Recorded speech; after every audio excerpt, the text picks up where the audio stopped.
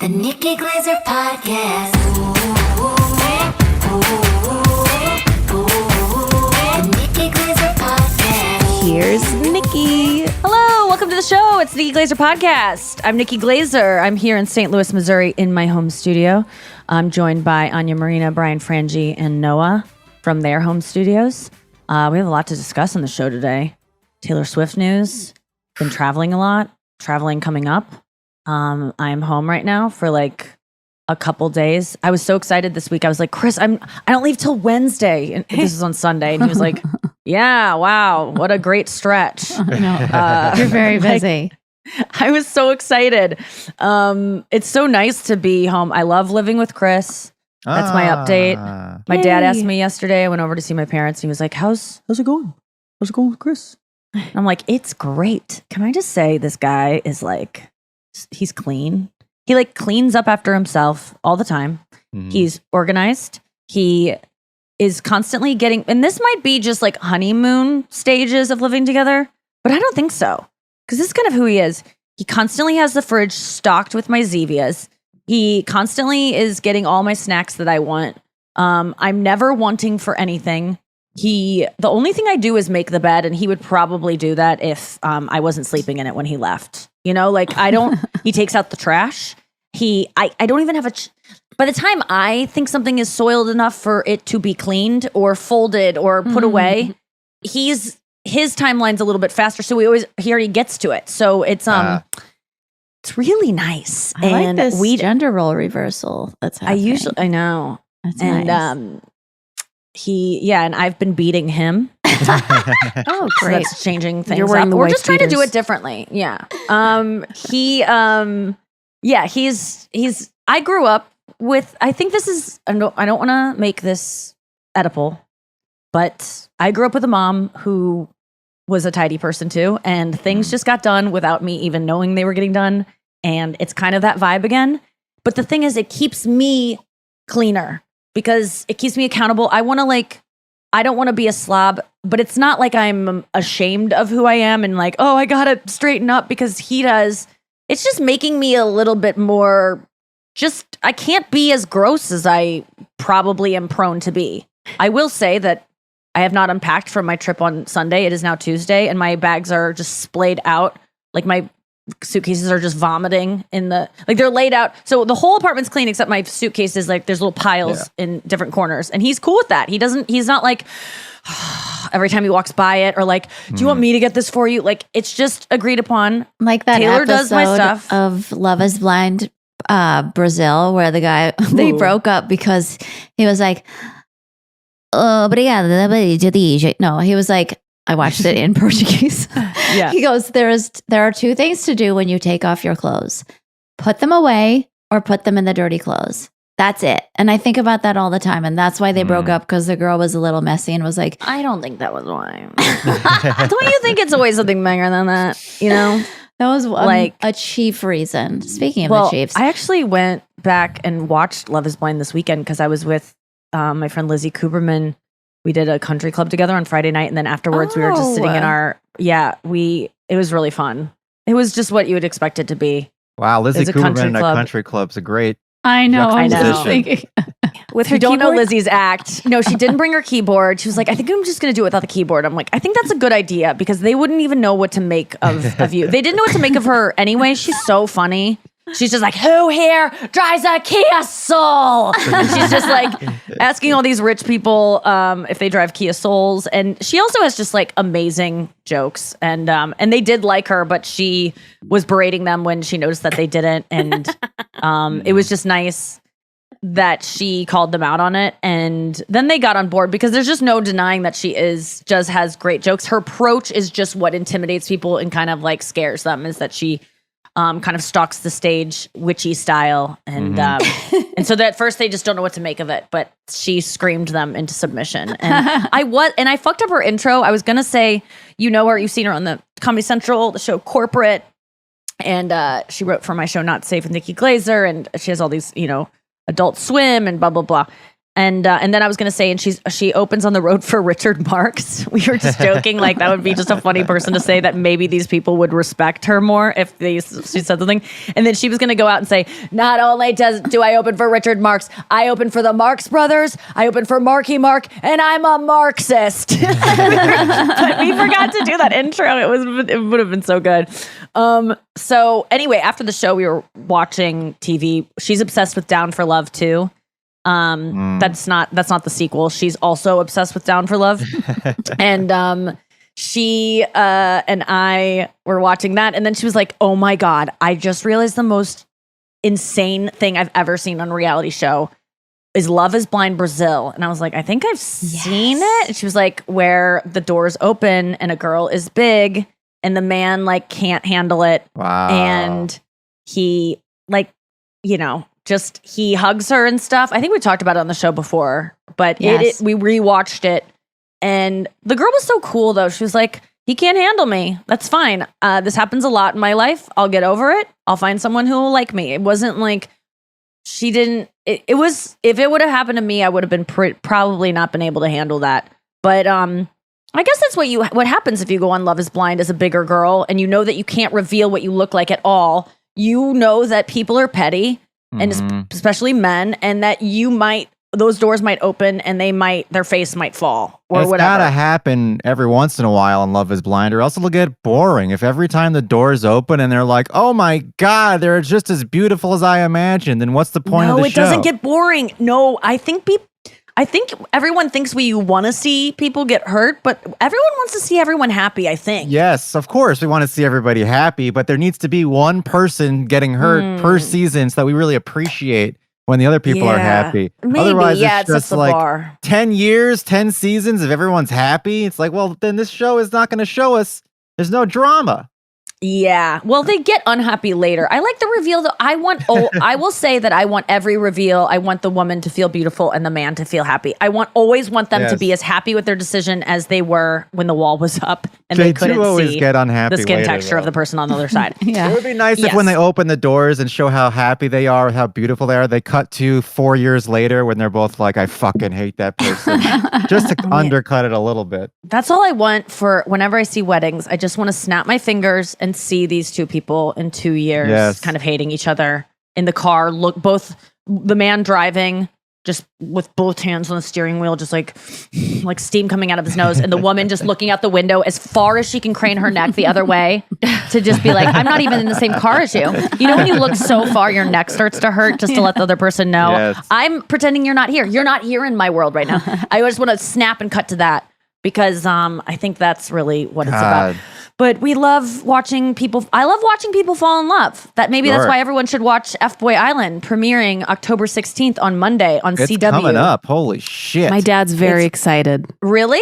He's like, I was like, yeah, Nikki has a new show. It's on the CW, so you could watch it. It's on major network. He's like, oh, yeah, I watch CW. I watch the news all the time. Now I'm gonna watch the show. Oh my God! Yes, you hook in some boomers now. Yes, you watch CW live on Monday, and then Tuesday it'll be on Amazon Prime, so you can watch it there on Tuesday. Oh, really? You For don't money catch or it for free? I think you have to have a Prime account, so it's and money. You still get the credit. But I think it's there. I still get the credit. What do you mean? Like your show still gets ratings, and it helps you. Like it'll help you. Yeah, I think watch it either way. I'll be fine. Yeah, I think I'll be fine. I mean, I think everyone would prefer you watch it on the CW live because I think that's what everyone wants. Because why would they even have it delayed a day unless there was some incentive to watch it then? So yeah, try to watch it live. But it's an amazing season, and there's going to be people you recognize from past seasons. If you haven't watched the past seasons of it, that's okay too. I think those are both up on the CW streaming app. And I don't know. And Katie from The Bachelorette is on there, right? Oh yeah, Are Katie you allowed to talk about that? How did that happen? She is revealed. Thirst Trap Thurston. Thirst Trap Thurston. She is that what she goes by? She is. She was a past Bachelorette, and she was on The Bachelor as one of the contestants. Then she was a Bachelorette. So we lucked out because she did not find love on those shows, and so we got her on this show, and people go like, how was she? I go, this girl knows how to do a reality show. I bet. She knows how to let herself fall. She knows how to let herself be vulnerable. She knows how to, she's not, when people get on these shows, they sign up for them and they're terrified. They like sign up because they're maybe drunk on some wine and they see a casting call on their stories and they go, okay, I'll do this. And then they do an interview and they kind of go, oh, okay, maybe I can do this. But until they get there, they don't know what they're in for. And they can really freeze up on camera and not be as great as maybe people had hoped. And by great, I mean just like yourself. Act like a normal human. Don't act like I'm on TV and I have to be perfect. Oh, yeah. It's just, I think that's what she's already had so much experience in front of the camera that she's comfortable being in front of it and, being vulnerable. And that's the most important thing on these shows. So she was great and she's funny.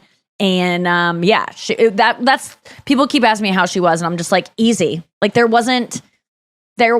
was just careful saying easy. Yeah. Well, that too. Wait till you see. Tune in. Why do you think she keeps gets around? getting asked back? No, she's Isn't she a sex stand-up positive. too? Yes, she does stand up as well, and so she's funny. And yeah, it was nice to have someone on that had some media training and not being like, it's just nice because. By the end of the show, everyone gets comfortable and everyone's used to a camera. But right out of the gate with her, it was like, oh, okay, this is a pro. This is a reality TV pro. So it's a great season. It is My a first question fantastic to you season. was, do these people actually fall in love? Do these people actually get heartbroken? And I was shocked by your answer. Yeah, I mean, no one's that good of an actor. Yeah. Like no one's. That's always my Not answer. the people that are contestants on the show. Like no one on the show is an Oscar-winning actor. Right. No. And I mean, Fboy Island is, if you don't know the premise, it's 3 girls looking for love. And then there's, I think this season, 12 F-boys, 12 nice guys. And they all appear as F-boys. And the girls have to determine who's who. And, the F-boys are just there for the money. And they're there to deceive the women. Now, they can change their heart. And after like meeting the girls, they could maybe fall in love and decide, oh, God, I'm not here for the money. And I want to split the money with the girl. Because at the end, if the girl chooses the guy, all of the money goes to him if he's an F-boy, and he can either keep it all or he can split it with her.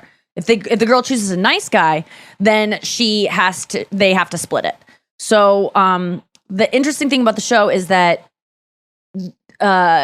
even if they know it's an F-boy, they sometimes don't care, and they're like, no, he'll change. And that's where you see some good acting, where you go, oh my God, this guy, because I'm playing the game too. I don't know who's who. Mm-hmm. So a lot of times I will be completely shocked that these guys can be such liars and so good. But falling in terms of falling in love, like, I don't know, they really do. I don't know how to describe it, but it makes sense because when you fall in love with someone, how long does it take for a girl to be like, I think I'm in love? Like a month of dating someone? I mean, let's be real. If you really, that's how long girls start to tell each other, like, I think I'm in love with him. They won't tell the guy that because they've read the books to not do that. But they start having those kind of feelings of like hanging out with him a lot. What is that? A month of 4 hanging out? dates? Probably like At least infatuation 8 happens hangs? fast. Yeah, and probably slept together 4 times.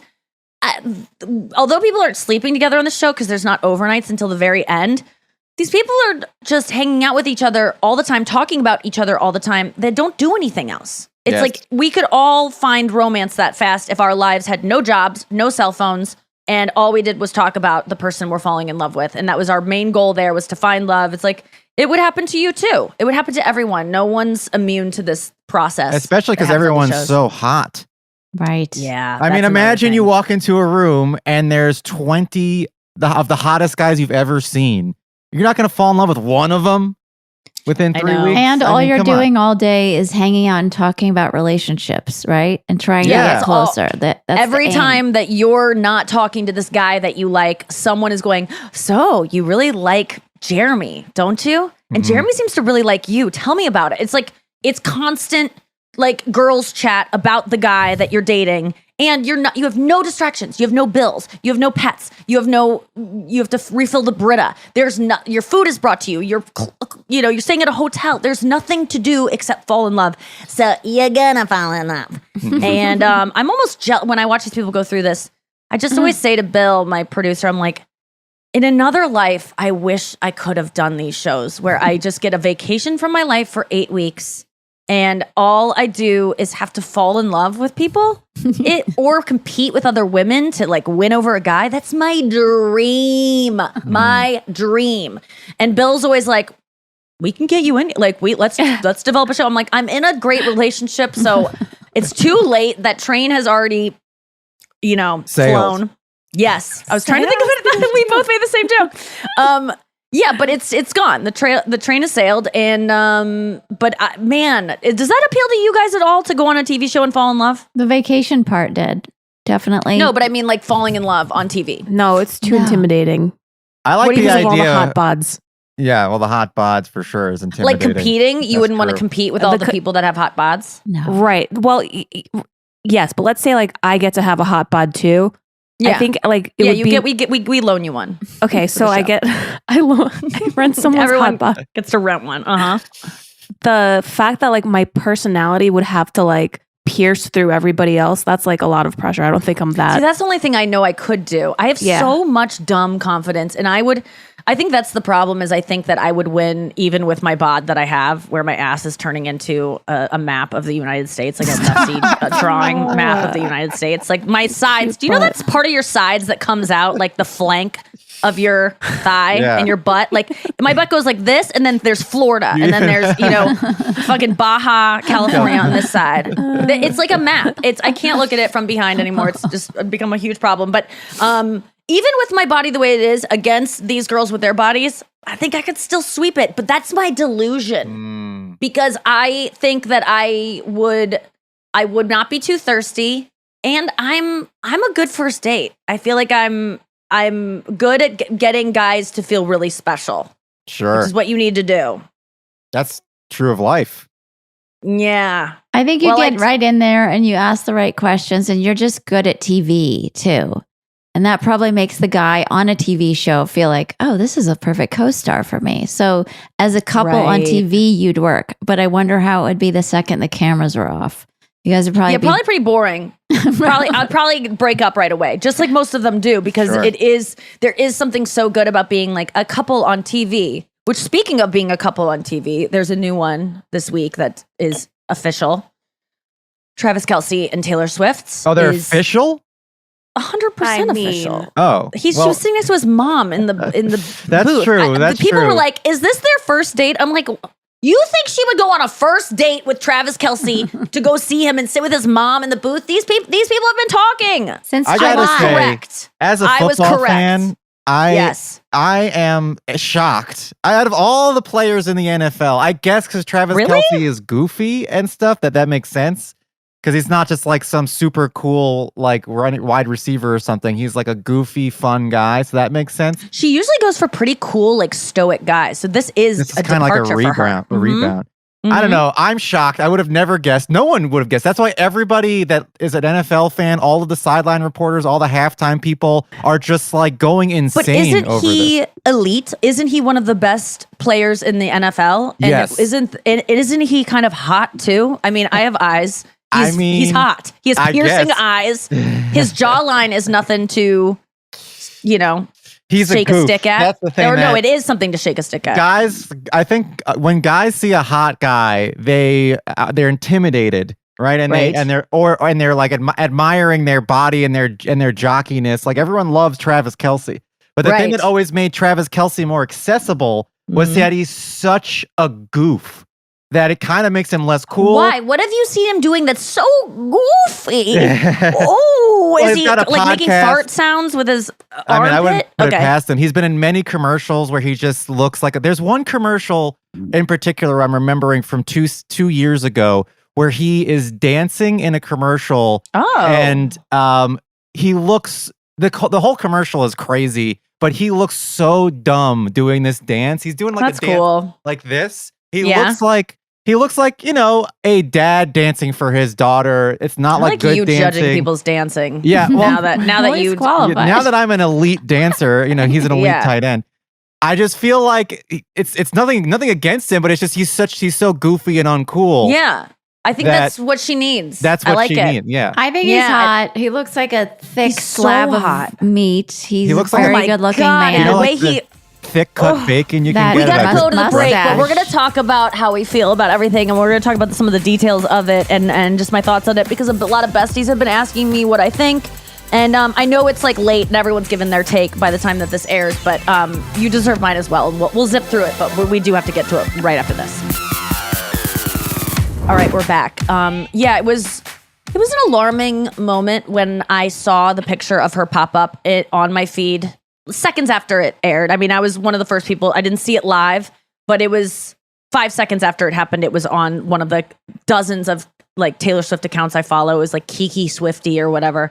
Just throws it up and I'm like, oh my God. First of all, I thought she was in the booth with her mom because his mom Yeah. looks like her mom, So did which I. by the Yeah. way, big sign of that something. If your like parents look like each other, my mom and Chris's mom look very much alike. I think it's a sign. You just, that's like, there's something going on there. She was very close with her throughout the booth interactions, which means they've met before, or maybe they're meeting for the first time, but there's like a familiarity there that, that tells me they've been talking for a while. There is no question that they have been talking within days or weeks of him attempting to give her a bracelet at the Arrowhead show that I saw July 7th. So they have at least been That's a talking since while. July 7th. Yeah, which is enough time. And they've been quietly hanging out when he was injured, right? He was injured. Yeah, he was Quietly injured. canoodling.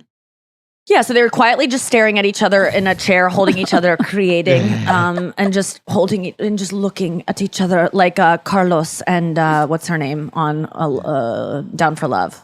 What's her name? Do you remember her? I was thinking of Carlos Eleanor. Sanquakers. Oh, Carlos Oh, yeah, and Quackers. Carlos No, Carlos and and Eleanor Eleanor. and Down for Love. Oh, yeah, they're just quietly gazing at each other. Excited to see him.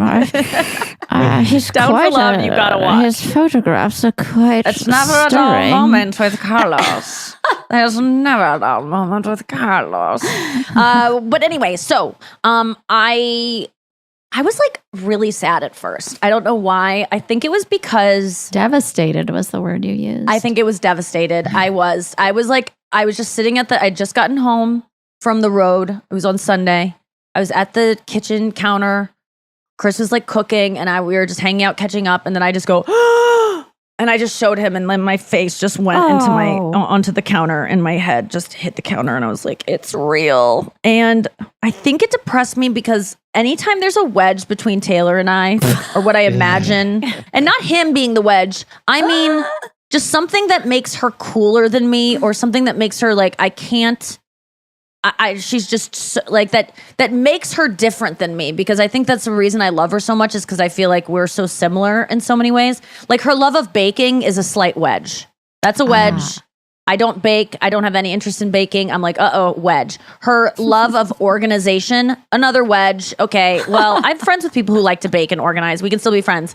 Her love of football, big wedge. And I know that I just recently started understanding football, which Chris, by the way, was like, is that why you became interested in football? Is because of the rumors of her dating him? I was and you curious needed to, about that too. No, totally not connected at all. Just a coincidence.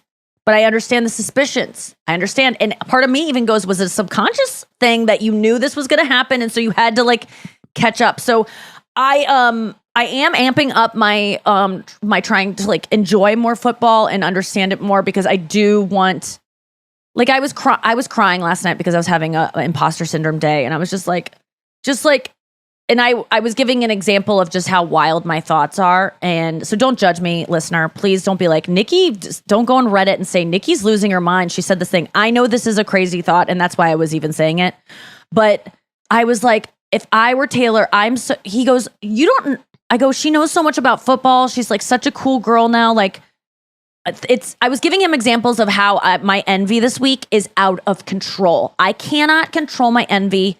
I'm envious of everything and everyone, and I'm having a lot of self-doubt, a lot of self-flagellation, a lot of self-hatred. I don't know where it's coming from.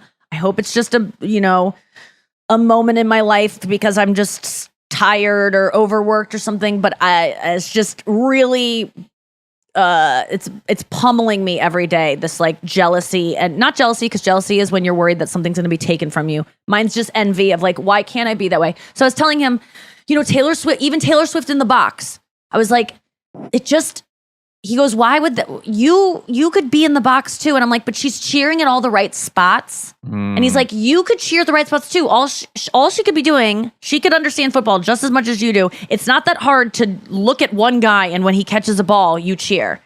But I think it is hard because, by the way, she's not stupid. She would never put herself in a situation. I go, no, I bet she knows so much about football because she would never put herself in a situation where she would ever look dumb.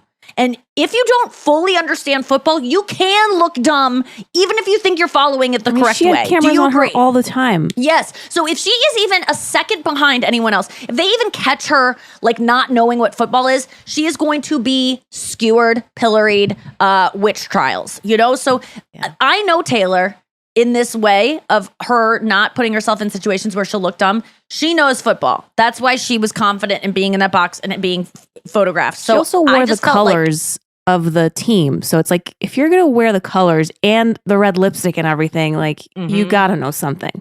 Oh, You can't like you can be there and no one's looking at me that closely at games, so I can get away with seeming like I know what I'm talking about by cheering a millisecond after everyone else.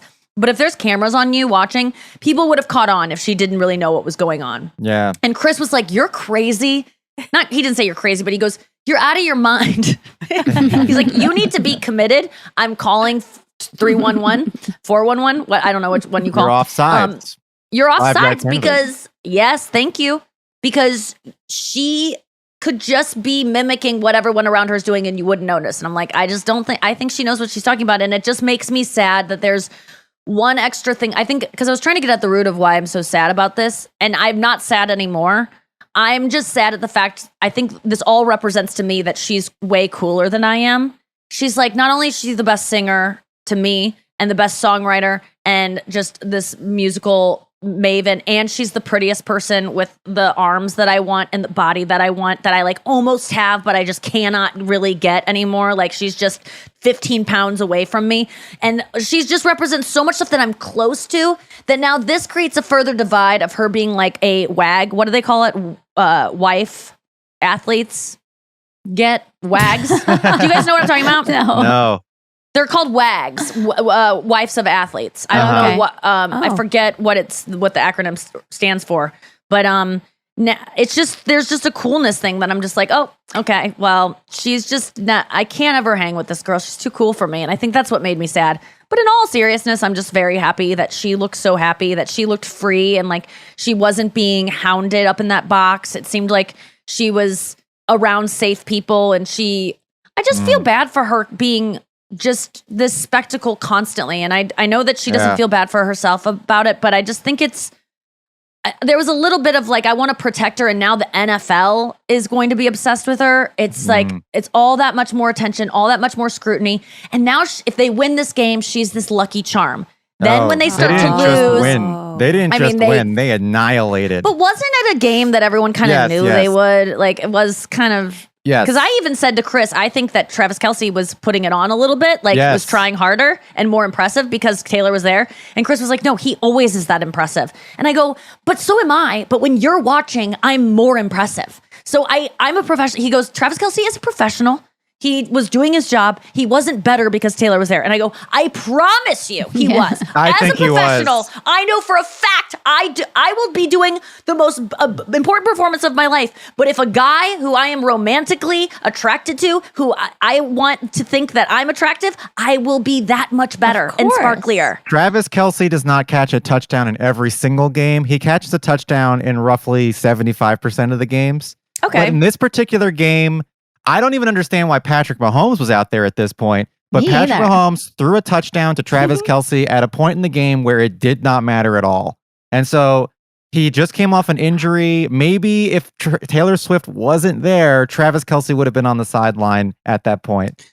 Instead, he caught a touchdown pass. They seem like a good match to me, and I'll tell you why.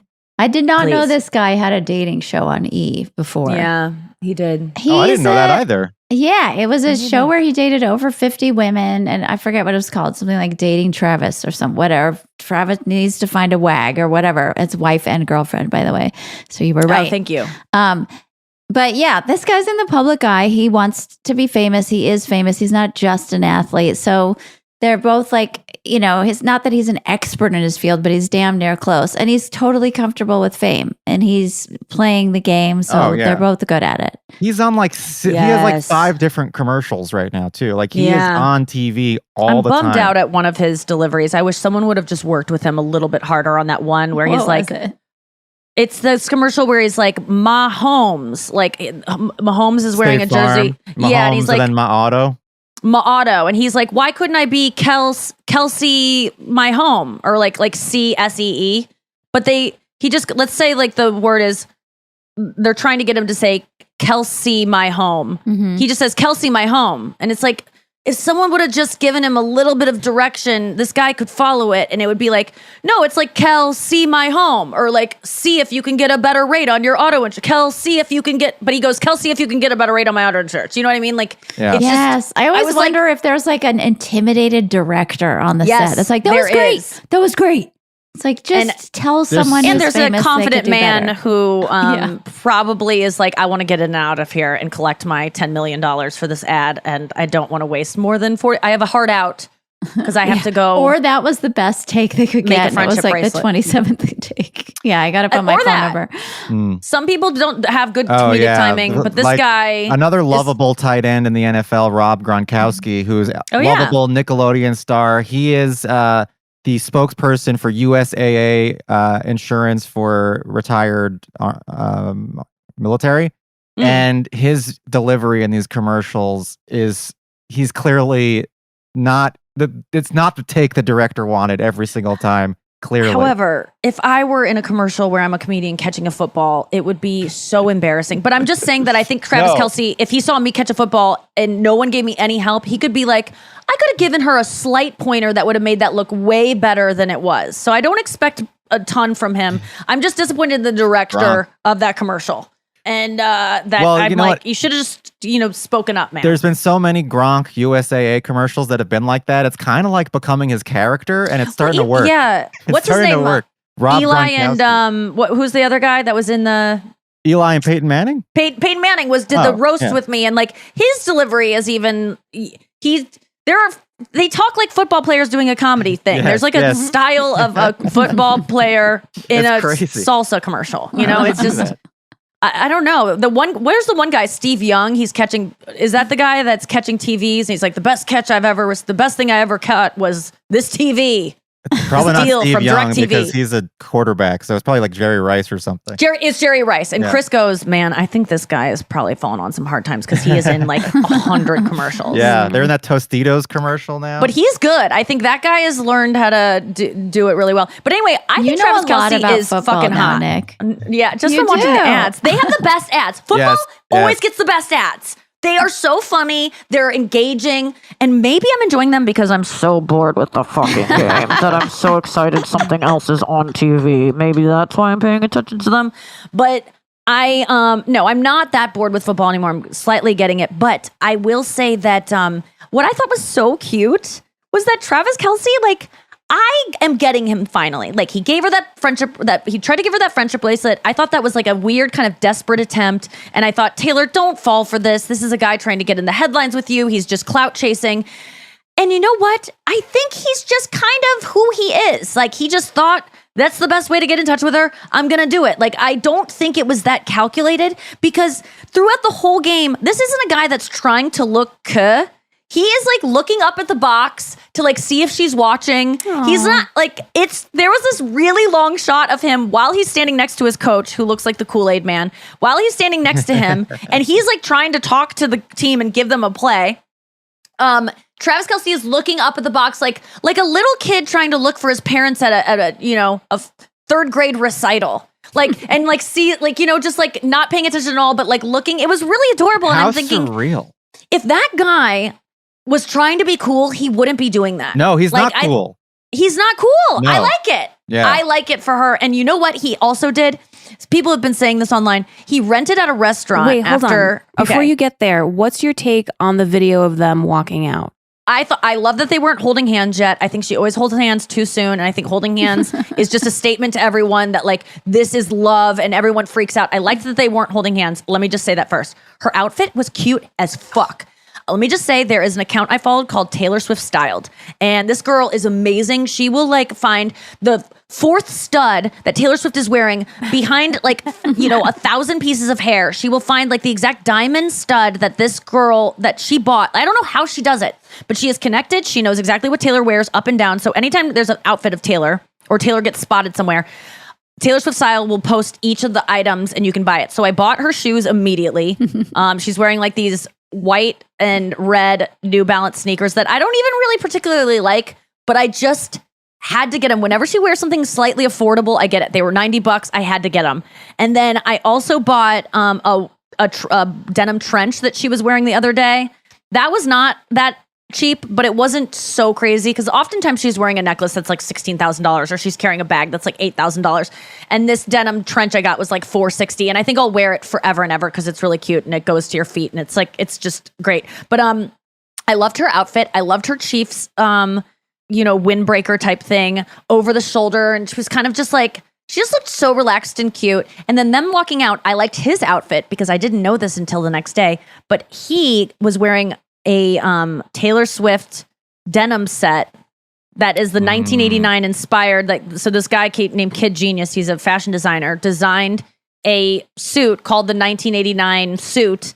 And it has this like seagulls on it, kind of looking like paint, but that's the 1989, which is the next album that she is re-releasing. So he was like wearing a Taylor Swift merch type thing on a date with her. Then they went out, and Noah, I asked you to look up details because I haven't read all the details. They went to the Parlor in Kansas City? Prime Social Rooftop. Prime Social Rooftop. And he rented out the whole place, and it was just him and his family and friends. I heard that no one had to like give up their phones because everyone respected her privacy. That it was just like a cool atmosphere with people that weren't too showy or bugging her too much. And it was just, and they were like touchy-feely, but not too much. And she just had like a relaxing evening. And she has never just driven off in she was dancing? Mm-hmm. Oh my God, I love that. She's so comfortable. They drove off in a convertible into the night. Like that was super cool. It just seemed like she's always kind of the one that's walking first and then her boyfriends are trailing behind. And this seems like a guy that's like a fucking man who knows who he's with and is so impressed with her and like really appreciates what a fucking diamond he has and what an amazing, and like he went after her, he pursued her. He, is still working on feeling like he deserves her, but he probably feels, it just seems cool. With the other guy, Matt Healy or whatever, like did we ever hear how he courted her? Like, do we ever hear how these other guys court her? I think they dated previously before she got together with Joe, and so I don't know how all the other people have courted her. I mean, indie rock guys don't, or not that he's indie really, but I'm sure he was just like, do you want to smoke a cigarette with me? They're not really going out of their way. Well, I feel bad for Taylor Swift because there's no DM sliding for her. Like we all get that, and that is how most people meet this day. What was that? She doesn't have access to that. Yeah, I mean, she definitely has a private Instagram account, but her own, she's getting so many DMs. There's no way that she's going to be able to see if some guy shoots his shot. So it's not necessarily that easy for her to meet someone. I was thinking about that. Like, if I were single, I would rely on my DMs for where people were shooting their shot to ask me out. Mm-hmm. That's the place you go, especially as a celebrity who kind of doesn't go out that much. And I'm not putting myself into that category, but I don't really go out that much and I don't drink or anything like you. That's like your space to do, to have someone follow up with you. And she doesn't have that. So I don't know really how she meets people. I'm guessing just through friends of friends, the Hadids and people putting her name in a headline with them saying, I want to date Taylor Swift. That got her attention. I think that was the first thing that started it. Didn't Jen and Brad meet through their managers, like in the 90s or whatever? Like, I wonder if agents still do a little bit of matchmaking like that. Like if Travis's people, can't they contact her people? Probably, but Taylor's pretty hard to get to, I would think, for even the biggest star in the world. But I just like this. I like it for her. She seems really happy. So do you think you're going to be a Chiefs fan now? Are you going to be Okay, I have a team to root for. What other team would you root for? No one. I mean, I don't give a fuck about any of it. And so, so I like the colors. Yeah. Kirsten's from Kansas City. I went to school in Lawrence. Yeah, You'll be playing Lawrence soon? I'll be playing Lawrence very soon. Kansas that City show's is coming up. probably the closest team to you, isn't it? To St. Louis? Yeah. Yeah, it probably is. Can't- Yeah, Here's it is my Missouri. concern. Yeah. Which the NFL is like very patriarchal. Like these guys are the ones in the relationship that get the attention. Sure, they date, like Giselle has dated an NFL or married an NFL player, but all the women that date them seem to have to fall into the sub role, right? Even Giselle, right. a fucking supermodel. But Taylor Swift is a boss bitch. Have any other boss bitches dated or married NFL players? Because I feel like that's what all these wags have to do. They have to sort of diminish themselves and be a little. I don't know if Giselle just rooting for my diminished guy. herself. And then as soon as they Really? divorced, Tom Brady's career fell off a cliff. And she always made more money than him. She was always Yeah. worth more than him. I know, Russell but she was Wilson always is rooting for him married at to every game. Ciara. Right. There's nothing for her to, there's no box seat at a fashion show though, you know, like there's nowhere for us to see Tom Brady cheering her on, which I think you're talking, it speaks to the, like, they're like, you know, Roman athletes, they're like gladiators. And so, yeah, I get what you're saying though. I think that They immediately have children and they sort of fade away. because women do most of the work with kids. Well, Giselle's a model and she was going up into her 40s, and most models just fade away once they get up into that age. I don't know. Did you so- see Naomi Campbell walk the catwalk last week? It's fucking insane. And I think she's like 52 or 3 or something. yeah, But I that's mean, just a genetic freak. I just think that no, I don't think it's going to be a problem. I know what you're saying though, but I think that this is what she's been looking for, is like an alpha male. Okay. I think it's what she probably hasn't gone for in the past. She's gone for you know, these like tortured artist kind of guys. Actors are kind of like that's feminine energy. Actors are feminine energy. Yeah. Musicians are feminine energy. Bunch of They're simps. always dealing in their feelings. And she's dating she's dating a guy who's in his masculine energy that is going Yeah. to allow her to be in her feminine energy. Big and I man. think as much as she is a masculine energy on stage, off stage, this is where we might be very much alike. She wants to be in her feminine energy off stage, but on stage she's a badass bitch, but she doesn't need that all the time. Right. I Is think he she's going to probably be pretty- okay with her she's pretty doing confident. Eras tour around the world, though? He went to Era's tour and was talking about how he loved seeing her kill it there, and yeah, I think He's I think there are certain guys that supportive. can get off on that. Yeah, I like how that- supportive he is of Yeah. her. Like knows her stuff. And Swifties are speculating this is going to be the one they're going to get married. Wow. That'd be I could see insane. it. I think Maybe- I think she's ready. I think she wants to have kids And and he's like a settle nice down. guy. Not She settle down. I finally think found she's a going to nice still. guy. But she is going to be on tour until November 2024. I think it's like me and Chris. Like Chris doesn't care that I'm gone all the time and that I'm on stage and I get a lot of attention and I'm around a lot of like hot shots. Like it doesn't turn him off or make him feel less than because of it. You know, like This I- actually brings you even closer though- to Taylor Swift. You know, you're dating Yeah. somebody and you never see each other because you're on the road all the time, and he's tight end for the Chiefs. And Chris has a tight end.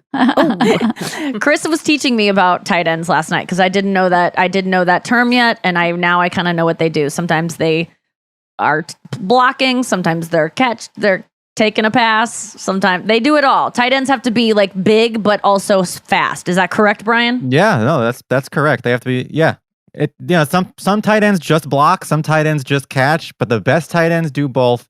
Travis Kelce does it all. He's probably He's hot, dude. top 3 greatest tight ends of all It's time. so funny. I didn't even think, like, when he first was on the scene, I was just like, he's an all right guy. But last night, I feel like when he started dating her, he just got hotter. And maybe it's just psychological that I'm like, oh, he's hot Yeah, he now. has But a like, mustache now.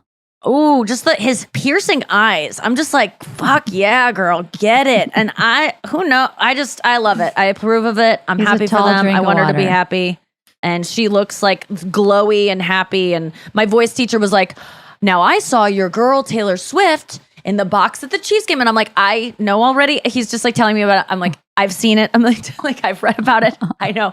And I'm trying to get into like, And he's like, well, let me just say, that girl has such a big mouth. Her mouth is constant. He was like, that was probably so loud in that room. He was like, even at points, I think his mom was kind of like, whoa, like her ear hurt because she is so resonant because she opens her mouth, because he was trying to get me to open my mouth more when I sing. And he was like, Taylor Swift, your girl, her mouth is so big she could eat an apple in 2 bites.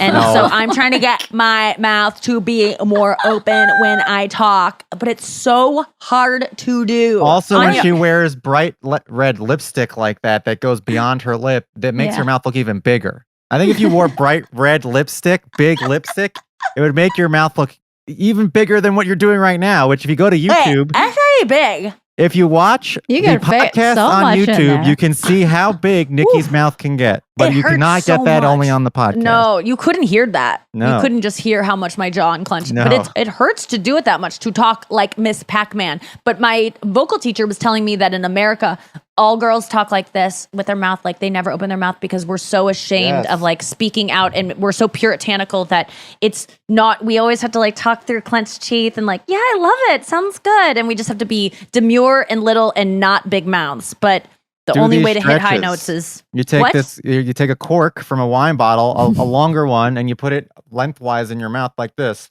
Uh-huh. Okay. Is this Is for this your what you do? TMJ? That's a stretch for 30 seconds, and then you take another cork, a regular cork, and you put it in your mouth this way. And, I've had so many people tell me to put corks in my mouth, yeah, but well, just to block The sound. put a noise coming cork out. in it. You Yeah. can roll your jaw this to the left and then to the right using the cork. I think you have a drinking problem. You have many corks accessible to you, right? Why at can't your- you 5 use the seconds, same 10, cork? 10 reps, 5 seconds, hold. Yeah, why can't you use the same cork? Why are you This doing one's like a different little corks? longer, so it's better for the lengthwise The one. stretch. So you Okay. can go left 10 times, hold it for 5, hold it for 5, hold it for 5. Do that 10 times, then the other way. And then you can go this way and you can go front and back. And that'll stretch out your masseters, and maybe it'll let you open your jaw bigger so you can be just like It's Taylor. Thank you. I need that because it really hurts to open my mouth. Really, when I get done with a singing lesson, my lips start to shake and my jaw starts to shake, and I'm like, why am I shaking? And he's like, because it's like you know when you work out and you're doing squats and you start to shake because your muscles aren't strong. And I'm like, Yeah. okay, that gives me hope that I can get And then that I can don't get build these Botox muscles in your up. masseters, Yeah, definitely don't. trying to build them up. Not- you- Okay, I won't do that. Brian? Yeah. No. What? Yeah, but Brian you've got never Botox got- one time for his pain, Did yeah, it my help? masseters. and it gave Um, him terrible migraines. Oh, Yeah, well, that's- yeah, it gave me brain fog. I just Oh, didn't that's react right. well to it, but it actually did help with like the muscles weakened. And his jaw looked 23. And my jaw looked 23. It got offered a spread in L and then had to decline. But did you know that there's all these numbers that line up for Travis Kelce and Taylor Swift that Like people have been Yeah, talking like numerology about? numbers? 87, 89, that quote. Well, That people are one's saying lyric? 87 plus 13, 13. which is Taylor's lucky number, is 100. Okay. 100? Yeah. The 100. 100. There are Correct. they were both born in 1989. Yes, that's true. His Kelce's October. Birthday is October 5th, which is coming up, which is the same birthday as Taylor's grandmother, Marjorie. Yeah. On Lover, and the song Cornelia Street, there's a lyric that goes, "We were a fresh page on the desk, filling in the blanks, As we go. as if the The street street light pointed in an arrowhead, In an leading arrowhead. us home. Arrowhead. I heard it yesterday, and I go, Yes. "Who's gonna put this together?" Arrowhead Stadium. Yes. Yes. And then, and the Chiefs won by 31 points this weekend, which And is that's 13 backwards. Yes. Okay. You know, this is the difference between coincident and there's no such thing as signs. They're only coincidence, and we find meaning in them. I truly believe that. Mhm. And you could find it in any kind of math you do. And it's fun to like think that there are signs out there, and like, but I think it's just humans have to make sense of the world, and so we just. I don't mean to poo-poo any of these things, but if you look hard enough, you can find anything that will like be like there was foreshadowing of this, but it's not like Taylor knew. It's not No. like God knew. Or maybe God did know. I don't know. He seems. There's a to. picture on I this think he's a article Swiftie. that I was just reading with Travis Kelce, and I have to say he is looking hotter. He's got some. He's a little tanner than he used Yes. to be. He's got Yes, some that stubble. helps. He's got some like your dad shaved 2 days ago stubble, which is also making him look hotter. Stubble is always hot. Whenever You I had to think of my ruin it dad with my shaving 2 dad. days ago. Yeah, don't bring my dad into this. So, please. when your dad goes to the pool, that's what Yeah. he looks like. I have a question. What would be your response if a guy surprised you on, like, let's say your 8th date, you're dating for 2 months, and he shows up like in a not safe sweatsuit outfit or something that's like an homage to you and your career?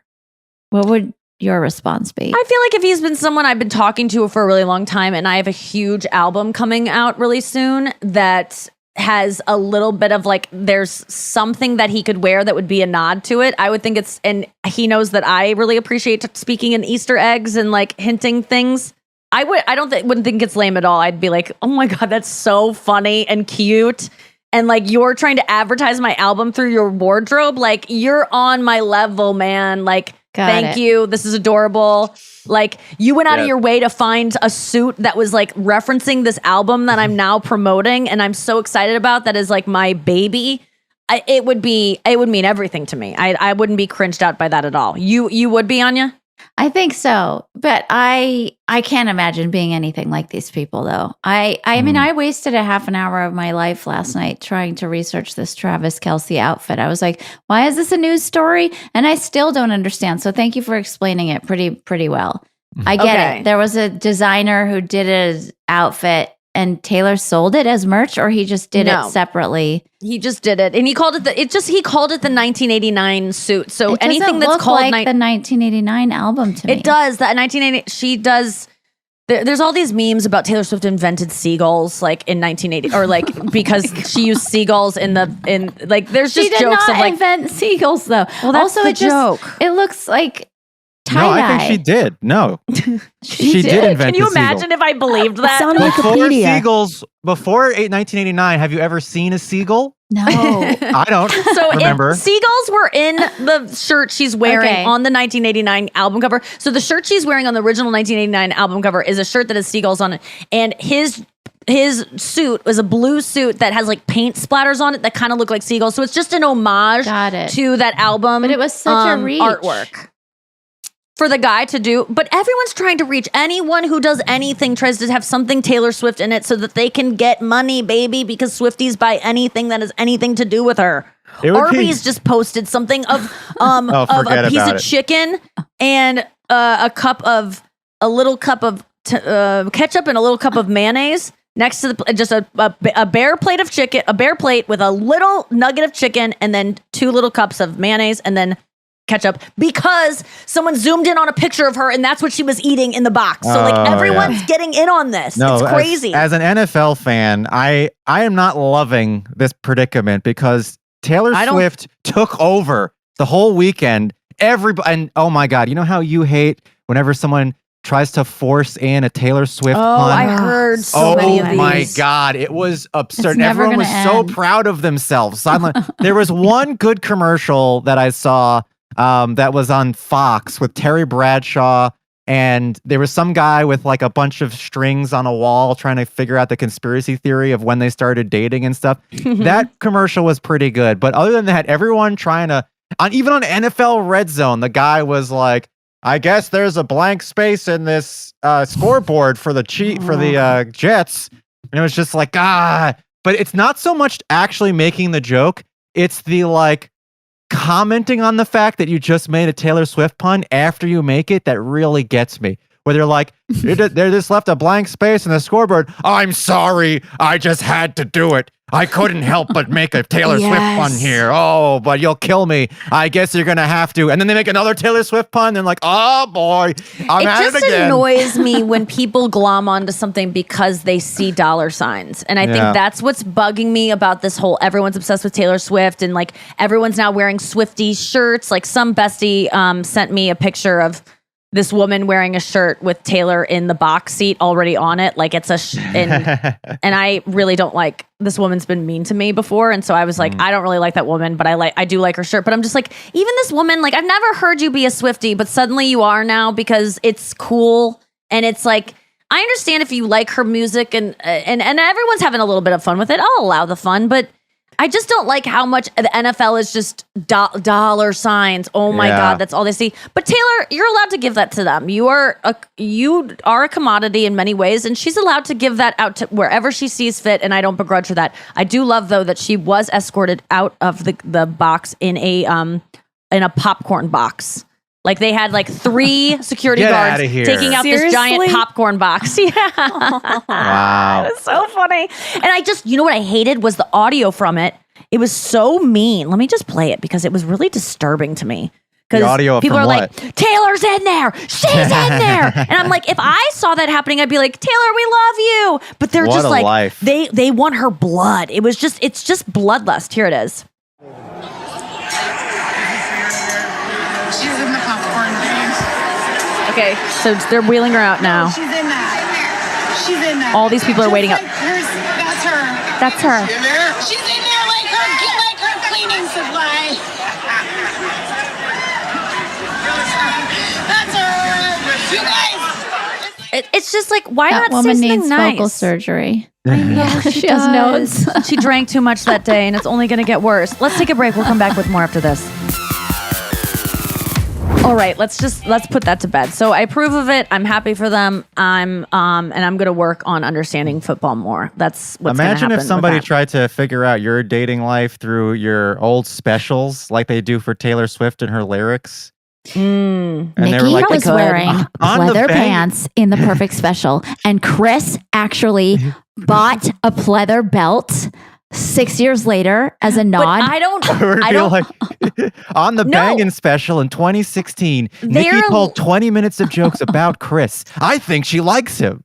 Yeah, you could piece together a narrative that, of who I've dated. But, people have through the years figured out certain stories or about certain guys that I've talked about and woven it together and figured out some things that I didn't even intend them to figure out.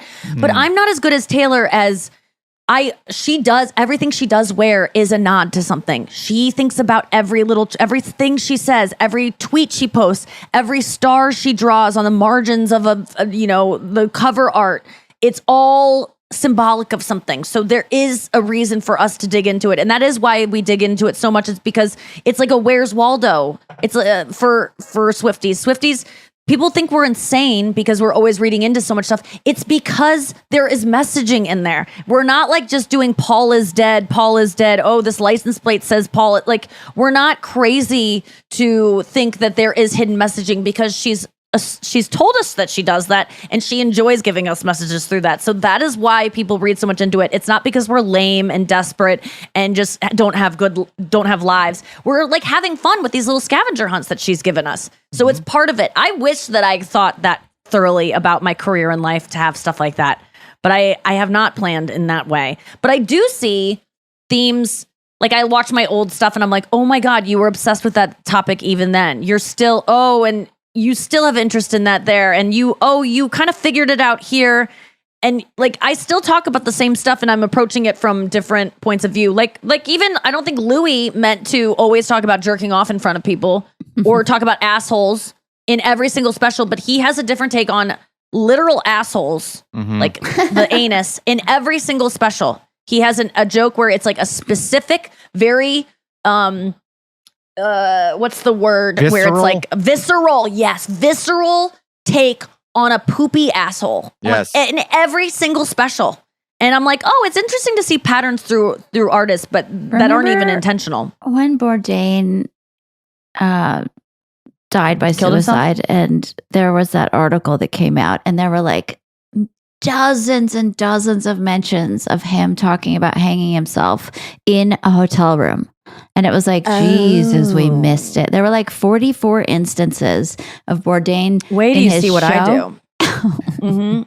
You're What? all gonna go, God, I was there all along. No, it's I'm not gonna do anything, I promise. But yeah, I mean, if someone talks about killing themselves all the time, it's kind of probably something they're gonna do. I hate to say that. Like, we Right, but shouldn't all before be he did it, we were shocked. like, what?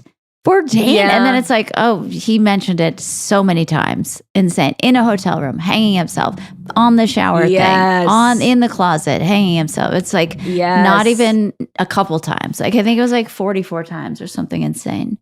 Well, he was staying at a lot of Hyatt Regency inns at the time. And so he was depressed and going through something. No, I mean, I went to a hotel this weekend and I was so depressed in it. And it was such a bad hotel experience that I was about to write a review. Shout out. Because I was just so angry because their gym closed at 4, which was the dumbest thing I've... The guy told, I went downstairs ready to work out. I'm desperate for a workout. I'm like depressed. I have to do a show that night. I have an hour to work out. I just want to get my blood pumping. I want to just like feel something, sweat, get alive. And I go down the lobby and I go, where's your gym?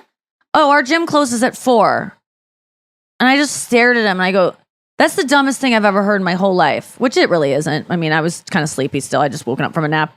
And he goes, yeah, it's not even our gym. And I go, well, you should get one then. Like, I don't understand what he was like. Well, you should be having me even let you in until 4. It's not our gym. And this is a really nice Marriott, by the way, like, almost like a Marriott Civic Center where they hold all these functions. And so I was mad about that, but that was fine. Always looking for an excuse to not work out. And then, so I went back to my hotel room and I told Anya I was bitching about it. And she was like, do some jumping jacks or do a plank. So I did a couple planks. And then I Googled yoga for depression, and this is so funny. There's this if you Google yoga for depression, the one video that's for yoga and depression, there's a girl on a yoga mat, and she's just like in the fetal position, but with her head like just fully like face down on the mat, not fetal, but like just I don't know Child's what the position, child's pose, but like depressed child's pose. Yeah. Abandoned child's pose. And so I did that and yoga with Adrian. Do you guys ever do yoga with Adrian? I've heard of her. We do yoga with Cassandra. Oh. She's Canadian. She's great. Yeah. I do both of those. I do yoga with Adrian like twice a week, and then yoga with Cassandra I throw in every once in a while. Really? Yeah, What yoga. do you like about Adrian? I heard Adrian is really popular, and I couldn't stomach 30 seconds of her for some reason. Adrian has, I think, better routines than Cassandra. I can see how people can get sick of Adrian. How do you pick one? I know how I picked this one because I was like, I'm depressed. But like, how generally do you pick what to do? What kind of, because there's so many options. They put out a new one every day. The number one thing is how long is it? Yep. So if you want to do it for 20 minutes, you pick a 20-minute one. If you want to do it for 30 minutes. And I want to give a shout out to Charlie Atkins also, who if you are doing Pilates or no equipment, little workouts, like let's say you're on the road, you don't have a gym, you want to do a workout in your room for 20 minutes, 25 minutes. You can do like pop sugar stuff. Charlie Atkins is the best one of those. Okay, good to know. Yeah. I remember his diet from the 90s. Okay, so it's a woman. Charlie Atkins is a woman? Yeah. And Oh, it's not the Atkins diet. She's just a woman, not the Atkins diet person. And okay, but yoga with Adrian, I was just getting triggered because they just are so perfect and calm, and their studios are just like beautiful and well lit, and they have like a little cute dog kind of prancing around. I'm too envious. Dude. I can't Is relax Adrian because I want to be her so badly. Non-binary? Why are you saying they? Is that for pronouns? No, it's like these girls. I'm sure girls. Cassandra's there's studio is multiple gorgeous girls. too, and I'm sure she's perfect and gleaming and glowy, and her hair is straight, and that's why I like about her. It's like in her living room during the pandemic. It starts with like weird Christmas lights and bad curtains, but I just like her voice. It's soothing, and she's very encouraging. Cassandra? And she doesn't do any. Yeah, Cassandra doesn't do any of this. Like, forgive your father. Oh God, forget about that. Yeah, Yeah, I just liked wanna Adrian doing that. stretch. She was like, "Trust me, trust yourself," and I was like, "Oh my!" I almost started crying because she said, "Trust me." I was like, Yeah, I sometimes it don't works. trust you right now. And it's like, correct that you should be saying that because you read my mind. I think you're in this for the money. And, Oh my God, But then I it's was like, such no, a she's racket. not. She's here for me. She And has she to knows I'm post- depressed today. She posts a YouTube video of a yoga routine. It lives on YouTube forever, and people rewatch the same video over and over and over again. Oh my God. She doesn't have to It do makes so much sense. anything. She does nothing. She does her in January. She does her 30 days of yoga. So she does 30 days of straight of yoga, and then she'll post like nowadays. She posts like one video every 2 months. That's all she has to do, and people watch the videos over and over because they're doing the routines. And she's making so money on smart. her What a ads. racket! But I would feel if I were her bored. If I just put out, a bunch of podcasts and people just watch them over and over, and my life was then just, I don't need to do it anymore, I would feel, I would feel bored. And her house Not has only is she improved. bored, she's depressed and she has to do depression yoga. No, she was doing that for us. This girl does not know depression, or at least that's what I project onto her. It's been She's interesting got a to great watch life. Adrian over 7 years because her everything's been improving house. around her. Like you watch the background, like the first background is Dog's like she's getting in a hotter. hovel. Yeah, she didn't have a dog at the beginning. Then she got a dog, a very good dog, Benji. She had a shitty house in the beginning, and now 7 years later, she's got these panoramic views behind her, like she's living in Oprah's mansion. Yeah, Cassandra had that too. I noticed she's no longer in the bedroom with the Christmas lights. She has a big, expansive deck and like peacocks in the background. But hey, she got me. I watch her videos all the time. I just don't. How do you know to do yoga versus a different workout, like a HIIT?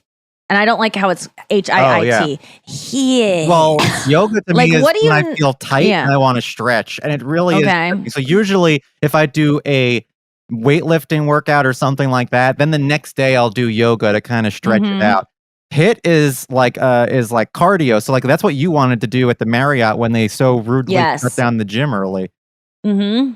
So I run, and so I like doing that because you get it done. Yoga's too slow. Is there fast yoga? Yeah, I don't. That's why I can't do yoga. So There's Allie definitely has strenuous yoga. Noah, it's too No slow for you? patience. Too slow.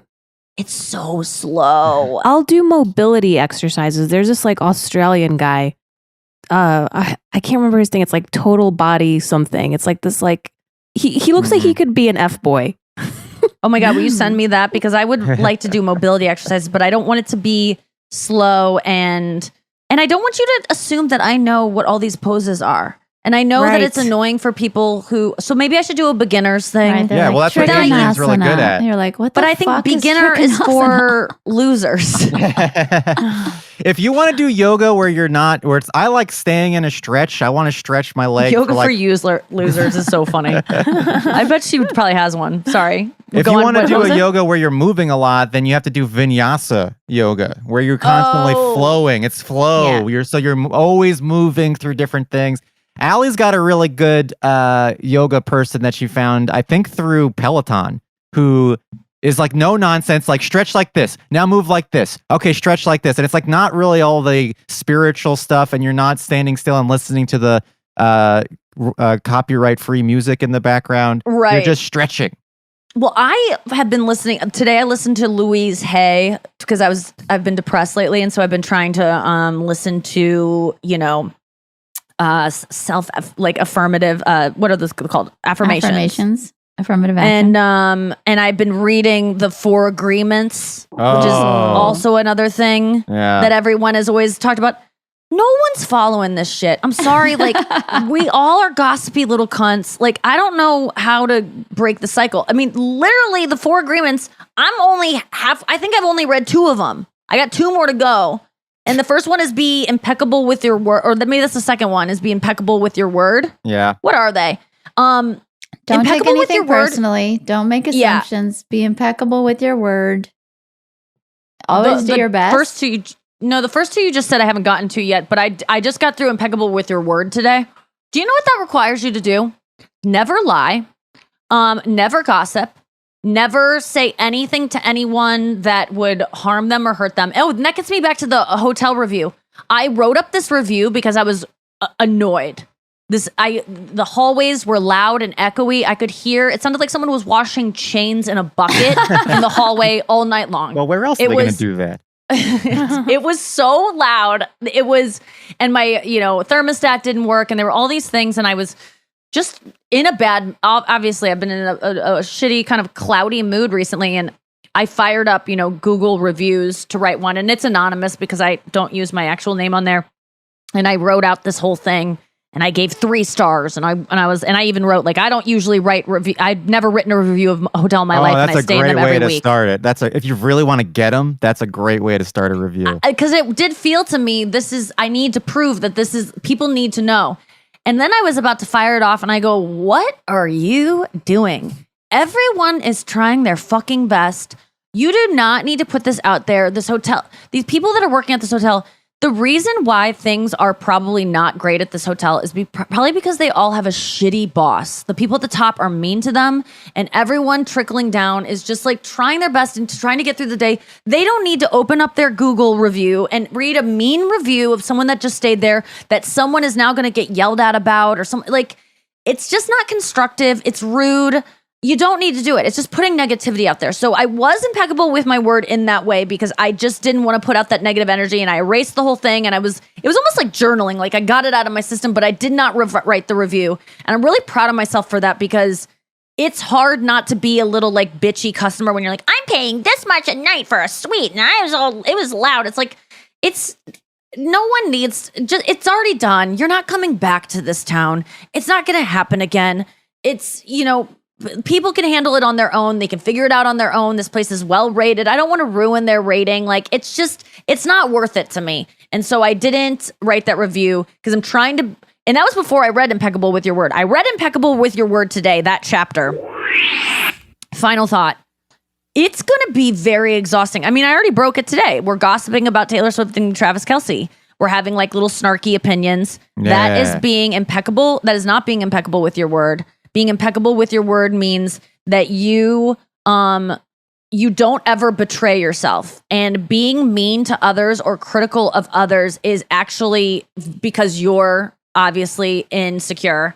And that insecurity is being self-critical and therefore impeccable with your word. And so I'm going to try to do this more in life because I do think these are the, have you read the book? Obviously, Anya, did it No. leave a lasting impression on you? Oh, No, you I didn't. just glossed over it.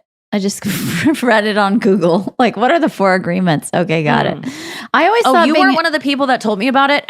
Anyone who's like seems to have a pretty good. I don't remember it. I just remember the 4 agreements. I don't remember. I thought impeccable with your word just meant don't lie. Like, don't be full of shit. Don't say, oh my God, let's have coffee next week. I can't wait to see you. And then walk off and never do it. Like, don't say, I'm so sorry, blah, blah, blah, if you're not sorry. Don't say you want to have coffee if you don't want to have coffee. Just tell the truth.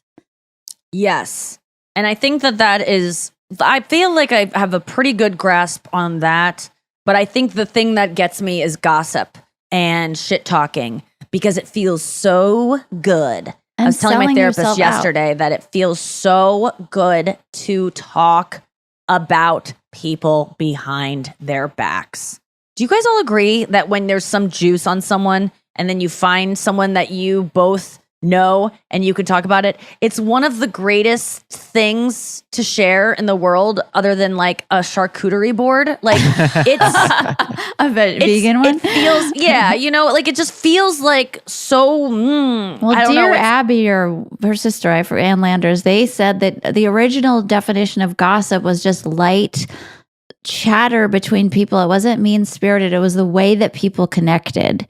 So that is a good thing that comes out of, oh my God, you know that person? Wait, what do you think of them? Like, if you're not harming them, it can be very freeing to vent to someone else in a safe space. Yeah, that's where I couldn't see the difference between like I have some anger about something and I need to talk it out, not with that person. Is this now gossipy?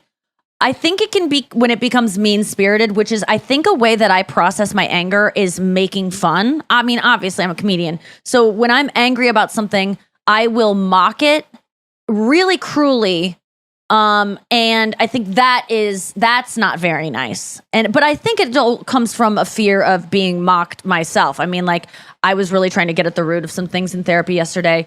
And it all comes down to, I don't want someone to call me ugly. Like, that's literally my entire fear in life is like, call myself ugly before someone else can, beat them to it.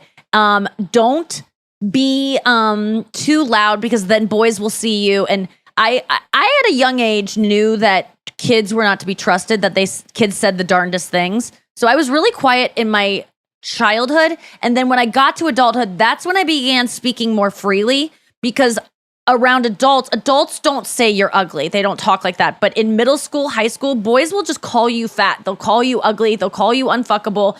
And I think that's why I was quiet through my childhood and adulthood is because I never wanted to hear any active criticism. And then I think that's why I became able to even do what I've always wanted to do, which was perform and put myself in the spotlight, was like as an adult, because adults don't criticize each other. And then the internet was invented. And that's a forum for adults to criticize each other anonymously all day long. Do you know that before the internet, there was not a way to anonymously, publicly criticize celebrities at all? You would have to write to like the back pages of magazines. Yes. Do you know that David Spade, when he did I hate when people remember when he did the Hollywood Minute, and he would skewer celebrities on that. Yes. And he would say like, oh, I saw The Bodyguard this weekend and I want my money back. And there was like jokes like that. That was the first time a person had publicly like gone and like roasted something. There was nothing like that. So that was he got so much hate from that from celebrities. Celebrities still hate him to this day about jokes he made on that, because there was no one mouthing off about any of this stuff before that little segment on Weekend Update, which I thought was really an interesting just piece of like, wow, there wasn't a place for that to happen. Celebrities could just be and no one would make fun of them. I mean, maybe in the early 2000s before social media, there was like, you know, they would have Us Magazine, and then they would have the bad wardrobe mistakes, and there would be little comedians writing in and saying like little barbs. Oh yeah, but that was it. I mean, that was pretty much it. Was there anything like that before? I mean, radio. You could call into a radio show and complain. Oh yeah, Howard yeah, Stern. I guess that's true. But really, social media is like middle school in terms of how mean it is. It's like an assembly at middle school where the auditorium is dark and the kids are just shouting at you on stage and saying the meanest things. It's like it really has turned adults into kids on a playground. People are so mean. I mean, yeah. I want to differentiate. It's different than reviews, though. I think I personally find reviews incredibly helpful, even the negative and the positive. So I think it's different if you're going to say like this hotel doesn't have a gym after 4 p.m. and the hallway is really loud. I wouldn't stay here. That's helpful to people. But if you're just going on the internet to make some comment that's clearly about you and not them, just negatively wanting to spew hate towards somebody for fucking no reason at all, then that's useless. I've wanted to do it before. Oh my God, the worst part of me wants to like cyberbully and just call people out for shit they're doing that. I'm like, that's so cringe. You're such a loser. I've never done it before. I've never created a fake account and like gotten mean online ever. The only time I've created a fake account is to defend my friends who have been taken down in certain areas. But there's a bad part of me that if I was, you know, had a little bit more lead poisoning, or my parents had, you know, less high IQs. I think there's a smarter way to say that. I probably would invent these accounts and be mean to people online. But there's a conscience I have, and I think just like, and also just you're more respectable. Ethical code?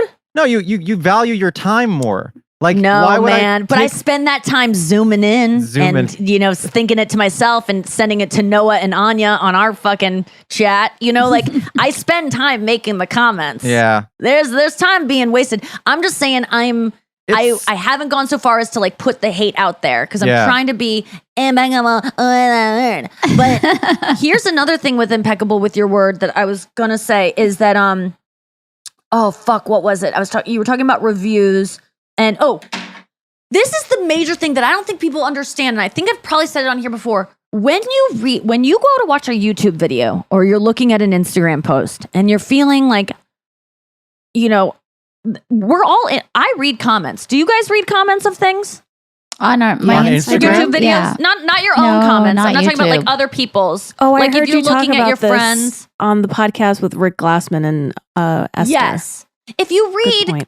If you are watching a YouTube video and the first, you know, there's like a pasted comment almost that comes up with the video that you don't even have to scroll to read. I always read those. And I actually read comments of anything that I'm kind of a little bit invested in, whether it's a Taylor Swift picture on Instagram. I go to the comments. I want to see what people are saying. Yes. And things are upvoted. So it's like the most popular opinion.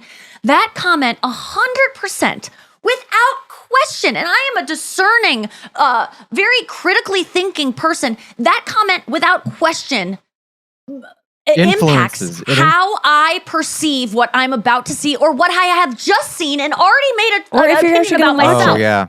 It will change. Yes. If I don't even want to watch it, I'll just step away with, I guess it's unfunny, or I guess this is hilarious.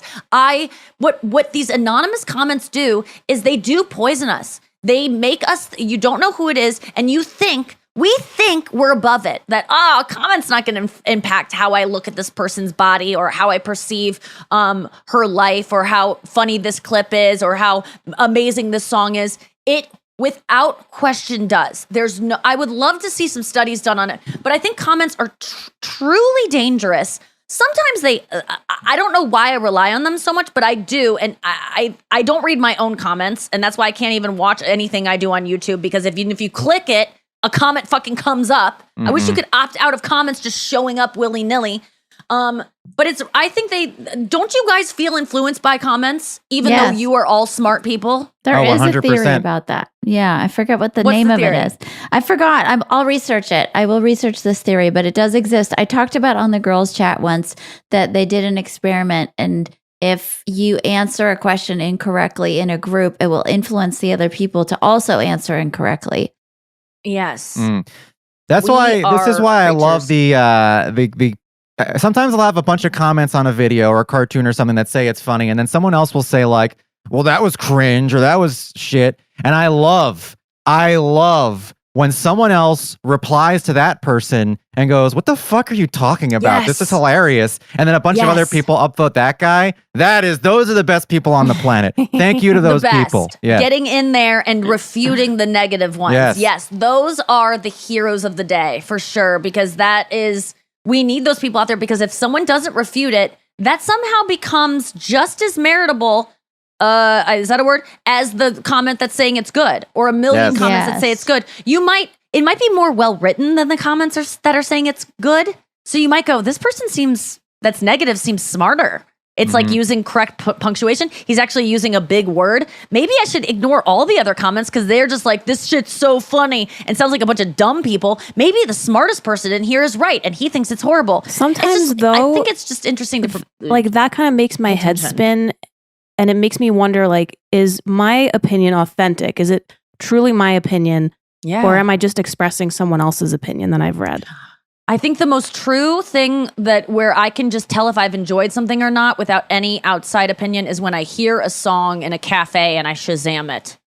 You know, like there's no outside influence. It's ambient music. It's not, no one's telling me this is the new thing. It's like, it's just, I like it, and I must just like it without anyone telling me to like it.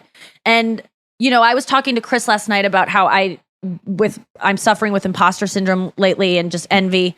And I was like, I gotta stop seeing people who are selling out all these shows. And I have to stop seeing people who are pretty much just selling out shows. I'm just like annoyed by it.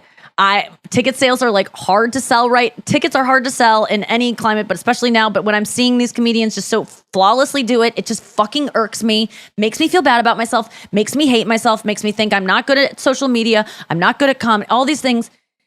And then I'm saying this in bed as I'm staring at posters of Taylor Swift like right next to me. I'm like, and I probably gotta stop looking at her so much. And then I was like, actually, no, I don't, because she does not make me jealous. She doesn't make me envious. There are times, yes, I wish I were her, and that meaning all the time. But she fills me with like hope and happiness, and she makes me feel good. She makes me feel, her music contributes to my well-being. Watching her and surrounding myself with her, as envious as I am of her, I get more than I am being taken away from. But I think I gotta kind of cut out of staring at people's stuff recently. And I mute most of the people that trigger me, but people are getting through on my Reddit.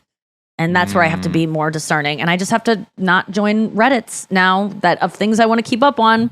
Sorry, stand-up comedy. Can't follow you anymore because I'm getting too triggered by how much you love everyone except me.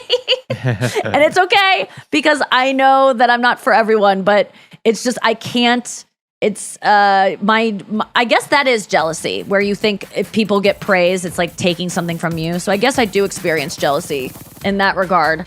But I also love stand-up comedy Reddit because you get to see so many new stand-up comics that are great, and I get inspired in that way. Yeah, they all suck. I'll get through it. We'll get through it this week. We'll see you tomorrow on the show. And this weekend I'm in Vegas with David Spade at the Venetian. Those are going to be amazing shows. Next week I'm in Prior Lake, Minnesota and Calgary. There's all the tour dates up at nikkiglaser.com. Check them out. And have a great day, you guys. We'll see you tomorrow on the pod. Don't be and just be impeccable with your word.